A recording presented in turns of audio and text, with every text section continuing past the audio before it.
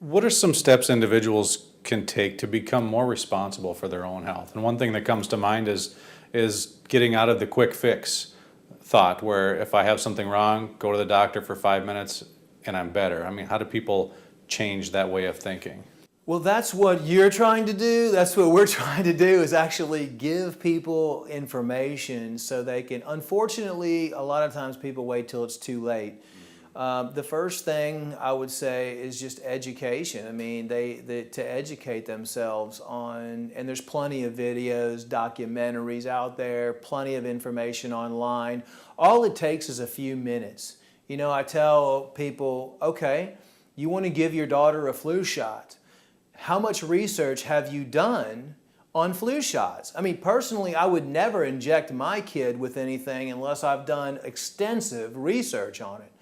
So instead of buying that carton of milk, you know, or whatever you're going to buy, start looking at the ingredients, start reading the label. And if you don't know what it is, most likely it's bad. You have your phone right there, type in, look at it, and start educating yourself and start learning about these things.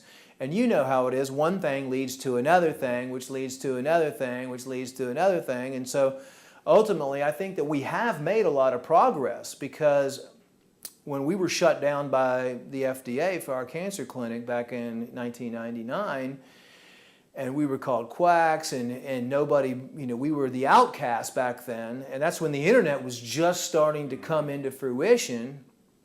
Now, millions upon millions of more people are educated. I mean, we have over 1 million people a month just come to our website for information. And I know you guys have a lot of people also that are coming there. So it's like the 100th monkey phenomenon. I think everybody is kind of slowly waking up. And there's at least one person in the family that's telling somebody else in the family or giving them information. And another thing that I've seen happen over the last 5 years is that more of the medical doctors are coming on board, because all of their patients are bringing supplements into the office now and asking their doctor, can I take ginseng with this medication, or can I take this supplement with what you have me on?